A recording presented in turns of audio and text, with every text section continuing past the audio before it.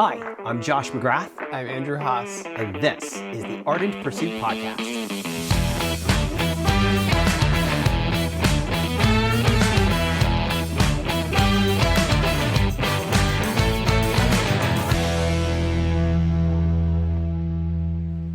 In our last episode, we talked about who should be involved in your decision to begin a relationship. And we gave you two things to do. Number one, to get yourself under authority. And number two, to surround yourself with counselors or accountability. Today, we're going to talk about this idea of don't be an idiot. What to do when your authority or community tell you it's a bad idea. And this is an intense topic. I'm excited about this topic. And it builds off of our last episode where we really broke down the value and importance of men being under authority and surrounded by accountability.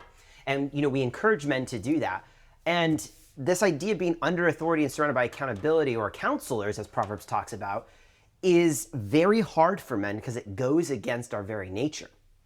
There needs to be an element where you are informing them about your life, but not just informing them, but we want to challenge men to go even further, which is to say, invite them to speak to areas in your life, hopes, dreams, and desires that you have, including the desire to be in a relationship or the desire to pursue a particular woman.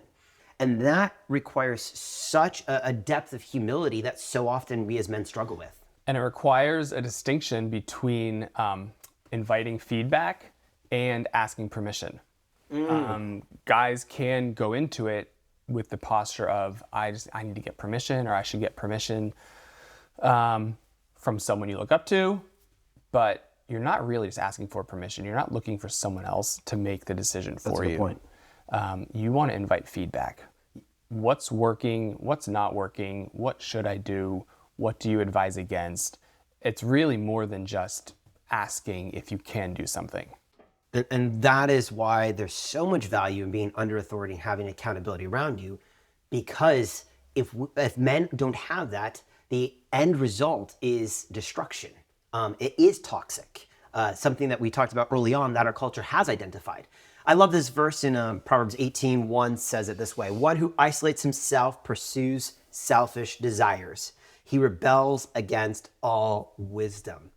And I love that because it typifies so clearly so many men's experiences where they do not place themselves under authority. They do not surround themselves by accountability.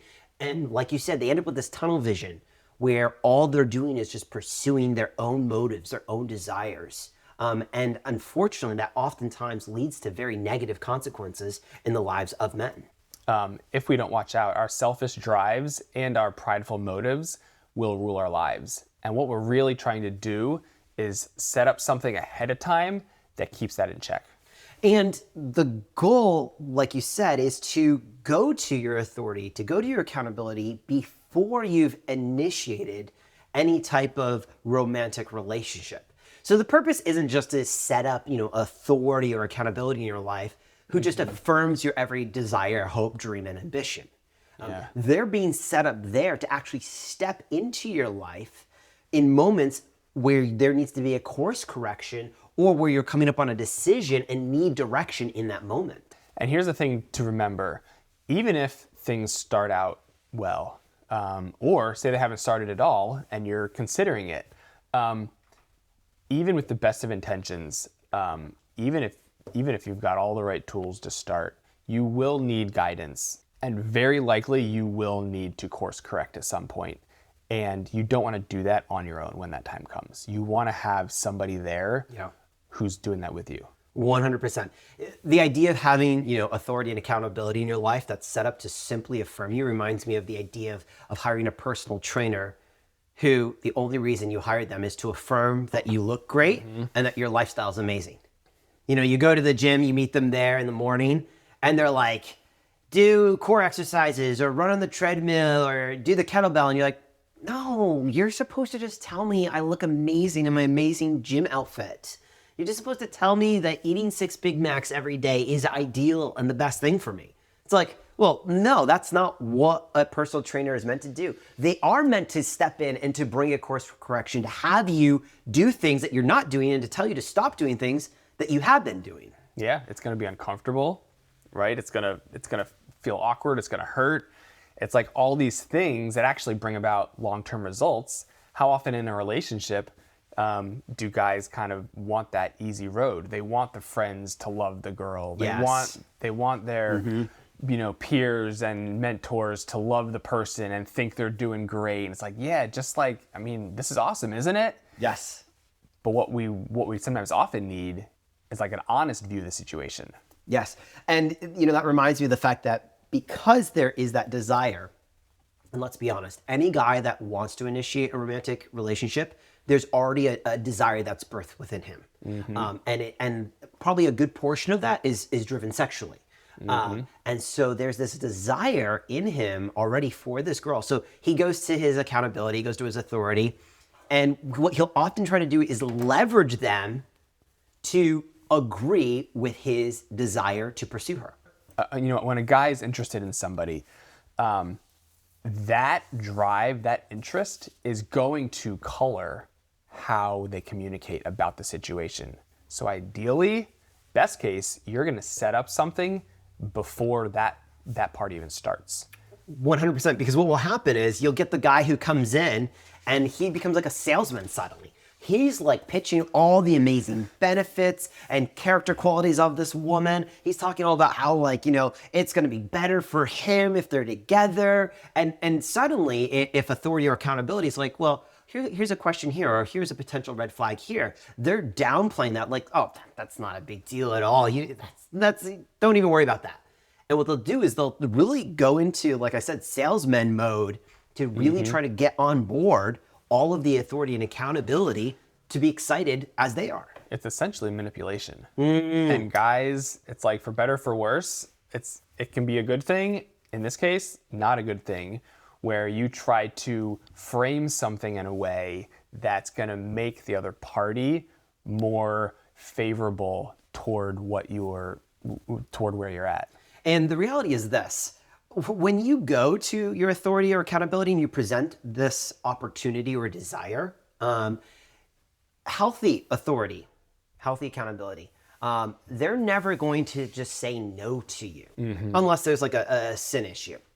Really what they're going to do is try to enlarge your perspective to either see, yes, now is the time and she is the one, or not now, or not her. And that can be very hard for men to hear if it's not the, yes, it's her and it's now. And here's something to take hold of. The right girl at the right time should result in other people noticing a better version of yourself. Come on. Too often it's the other way around. Yeah. As soon as there's someone we're interested in, we stop doing this. This is no longer a priority. This is no longer important. This isn't interesting. Yep. And our focus. Tunnel vision. Yep. And it's no. It's got to be the other way around. If there's an interest in your life, even from the very get-go, that should, if it's the right person at the right time, again, other people around you, unprovoked, should be able to say, wow, things are going well there. I wonder what's going on in his life. Yes. And if it is the right person at the right time, authority and accountability are going to be excited for you, and you're not going to have to convince them to be excited for you. If you really are truly trusting the authority and accountability in your life, if you truly do believe the Holy Spirit can speak through them, and if you truly are submitted to your authority, then you can trust the process. And when you present the opportunity and you ask for feedback and counsel, when you ask for that advice, you don't have to worry about convincing them to be excited for you, because if it is the right time and the right woman, they'll be excited for you. Now, you may get feedback from people, mentors, authority, saying now's not the right time, not the right season, not the right person. Yep. And how you respond to that is really important. It will reveal ultimately whether you actually are prepared, mature enough to enter into a romantic relationship. Because when you're told no or not yet, Or if they say something along the lines of, they may ask, about your life and want you to actually establish some healthy habits. I think this goes back to episode 5 where we talked about this, health, habits in your life. They want to see momentum towards health in maybe some of those areas in your life. And you can be like, wait, no, but I am ready, or I will change those things. Don't worry about it. That's very revealing, because what it shows is you actually aren't a man under authority, and you're not a man who can receive correction. You're not a man who can receive advice and counsel. And you're not a man who's willing to walk out a challenging road. And if you're not willing to do that before you're in a relationship, why would you ever do it once you're in a relationship? And how you handle disappointment is really important. Because disappointment will be a part of it. Of course. And that's normal. Yes, totally. If someone says, hey, don't think you should do this, or now's not the right time, or don't think she's the right person. Yes. And you heed that, it's normal to feel disappointed. And if you're not disappointed, I'm concerned about why you even... There's a bigger problem. Yes. Why did you even have this conversation? But how you handle disappointment says a lot and speaks volumes. Yes. And I would say, I'd go even further of saying, if there is something other than disappointment that you're feeling, maybe frustration or anger or pride, or like this idea of like, what do they know? I'm an exception to the rule. They don't know what they're talking about. What you need to do as a man is you need to examine your heart and find out why you're feeling that and what that thing is. Because oftentimes that thing is either an unhealthy habit or thought pattern, or it might even be sin. And we need to be willing to pray the prayer of the psalmist that says, search me, O Lord, and know my heart, and try me and find if there be any wicked way in me. Because we as men entering a hopeful relationship should never go in with a seed of sin in our heart being the genesis of that relationship. We want to be open and honest before the Lord and before authority and before accountability, so that we're entering the healthiest version of ourselves possible at the onset of that relationship. And it's so important to get authority and accountability in early. As guys, we like to plan, we like to think ahead, and with a girl in mind, we can envision a future together, doing stuff together, living life together.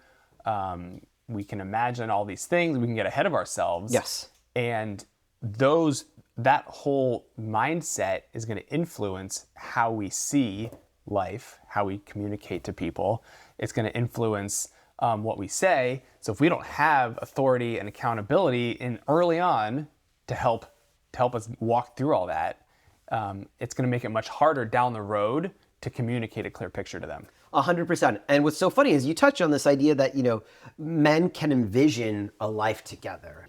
A man who is interested in a woman oftentimes does do that. He does picture what would life look like, whether just in a relationship or married or a future with a family. What could that look like? And the problem is, if a man does that too much without actually guarding his heart and his mind, his thoughts, and going to authority and accountability quickly, what he's actually doing is he's sowing really unhealthy habits, unhealthy thoughts, and unhealthy patterns, where he's actually living in a fantasy world in his mind of what could be, without actually ever submitting himself to what is. And it's so important that men act, like you said, act quickly. And so don't wait, 2 weeks, 2 months, 2 years to go to authority and accountability. The beauty about authority and accountability is that you can go to them and you can submit it to them, and they can be like, yeah, not now. And you can be like, boom. I don't need to, in my own heart, parse out over the next 2 months or 2 years. Is it now? I can just go. And very quickly, there's safety in that. Or maybe you're like, is it her? She might be, the one. Well, I can't wait to that episode. That comes down the road. Can't wait. But is she the one? Like, I don't know. Well, go to authority and accountability real quick. And they will help guide you through that. And you'll find out very quickly if it's not her. And there's safety in that. And there's so much health that comes out of that, because instead of distilling and trying to filter and decide all alone in your heart in that tunnel vision, you're actually doing it in the open, in the light, in the safety of authority and accountability. And there can be a temptation if this is if someone you're interested in and it's playing out well. So you go to somebody and tell them the story, and they're not seeing it. the temptation is to find someone else. Like, you know what? Oh man, you're not seeing it? Well, they're definitely going to see it. And I'm going to go talk to them and I'm going to show them why this is amazing. Yeah, like authority shopping. Yep. Yeah, you don't like what your pastor says because he's asking the hard questions, he's saying the hard things. So you're like, you know what, maybe we're done meeting. You just go to pastors.com, find some online pastor there and be like, well, this is going to be my authority. He likes me. He just affirms everything I say. And yeah, like, are you actually truly submitted to authority? Are they even really an authority in your life? No. You're just placating yourself and setting up the facade of authority structures when in reality you have no authority in your life. And why do you not have authority in your life? Because you as a man are too weak to submit to them. And let's not forget, true authority and accountability is going to be someone who sees your life day in and day out. Yes. They know your friend circles. They know who you hang out with. They know where you go. They know what you like. It's got to be someone present in your life. Yes, because any authority that just says yes to you is a beta male, and that is toxic and destructive to you and to those around you. That is not helpful. I think actually about a story from my life when I was a senior in college. You know, I was getting ready to graduate, and I really sensed that God was calling me to go teach English in South Korea.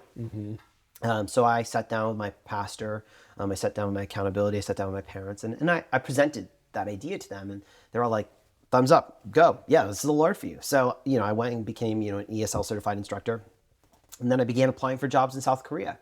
And I was in the process of doing interviews, very excited about the idea of moving there, when my senior pastor approached me and said, hey, Josh, before accepting any jobs in South Korea, I want to talk to you about a position at church. And I was like, what do you mean? We had this conversation already. I said, I feel like I'm called to go to South Korea. What do you think? And you were like, yeah, sounds like the Lord for you. So I was like very confused on this. So, we met together a couple days later and he presented this opportunity to me and said, hey, I feel like God wants you to come work with us at church. And I was like, in what capacity? He was like, in an administrative role. And really the idea is for you to just bring value to the local church. And so there wasn't much more beyond that. And I was like, okay. So he said, pray about it and let me know. So I left and I drove to a friend's house. They were away on vacation. And I sat down at their piano to kind of just process my thoughts. And I actually just ended up crying because I was so angry with God. They weren't like sad tears.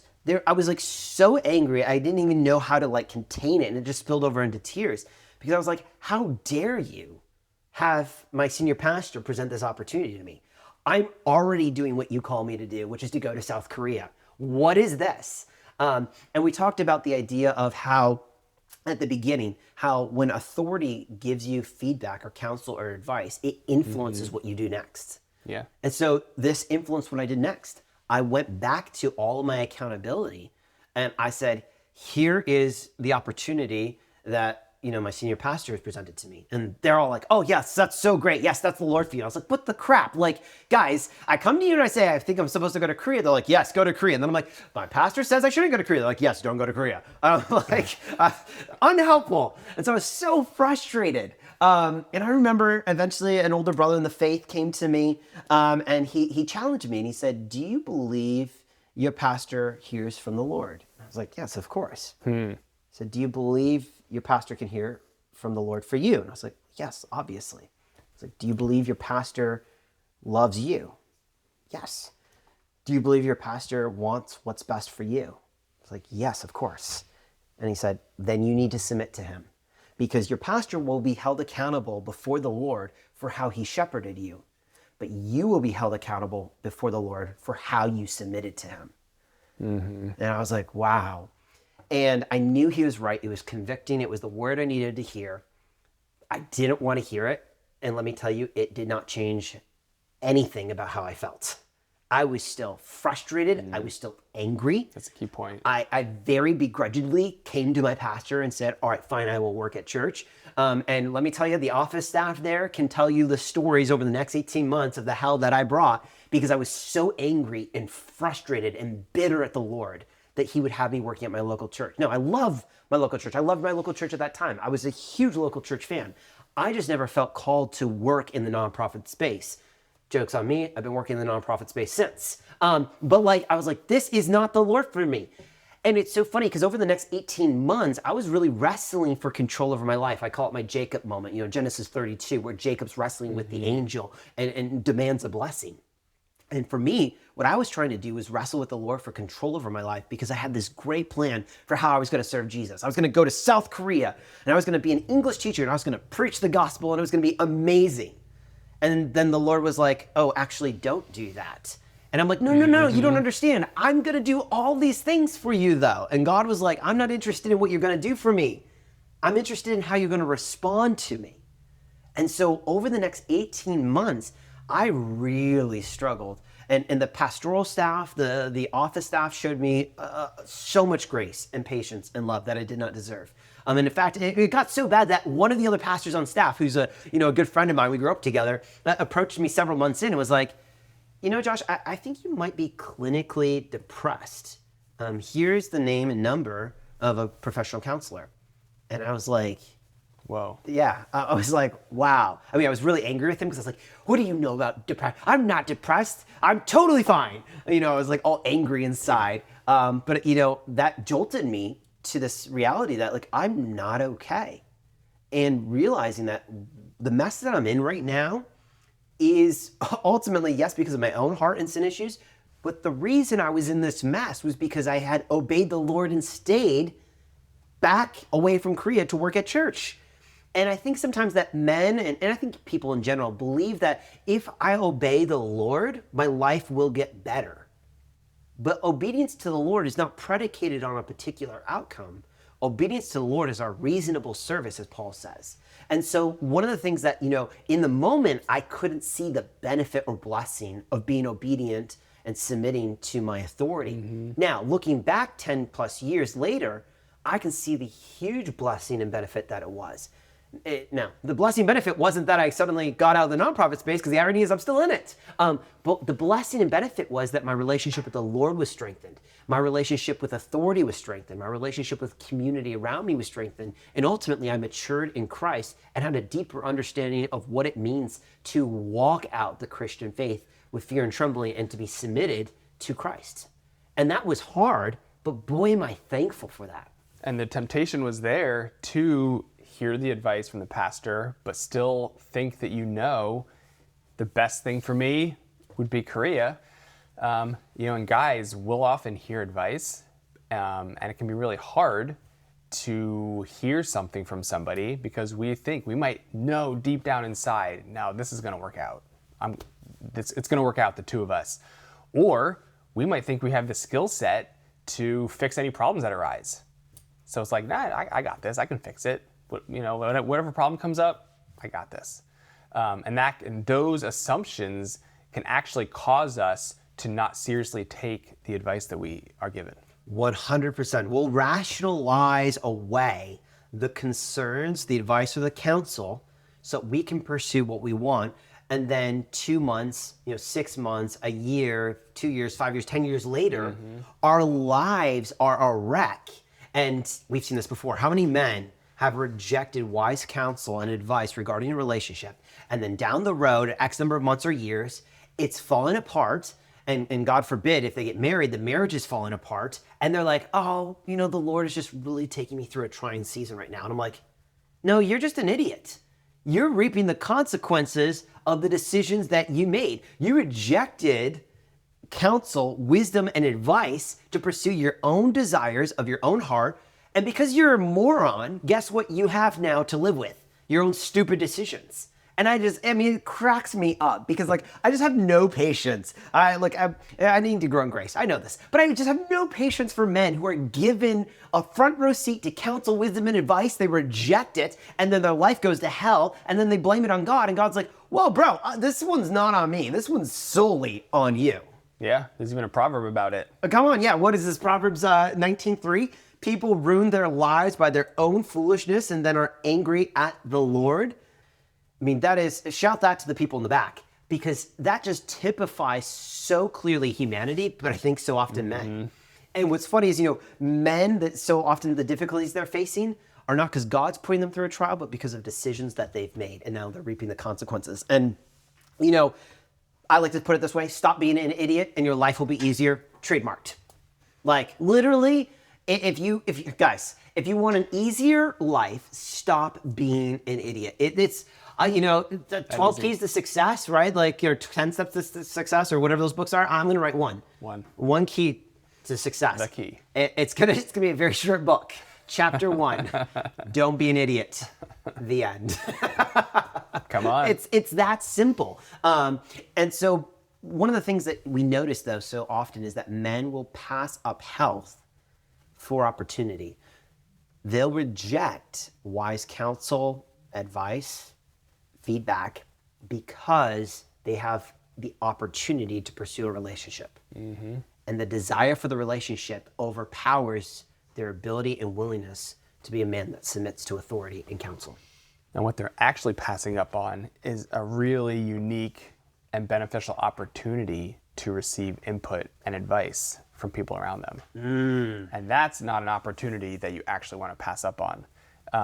You might think this is a unique opportunity. There's this girl I can pursue. I want to make the most of this. What a guy needs to be thinking is the opportunity is much bigger. There's possibly the person I'm interested in, and there are the people around me that can help me figure all this out.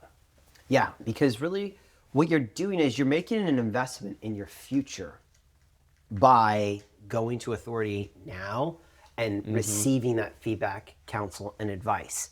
We know this already, is that women are more attracted to men who are under authority.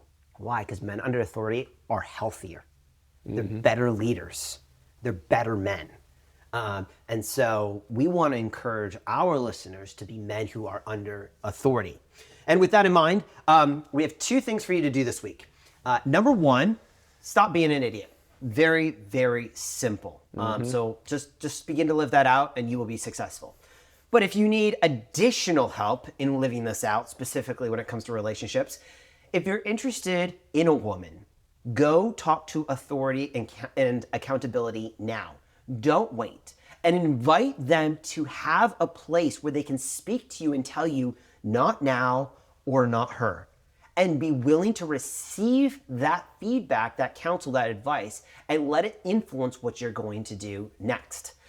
We love hearing thoughts and feedback and questions on this show, so you can reach us by sending an email to contact@ardentpursuit.fm or by sending us a message on any of our social media platforms. And we'll see you all here next time on the Ardent Pursuit Podcast.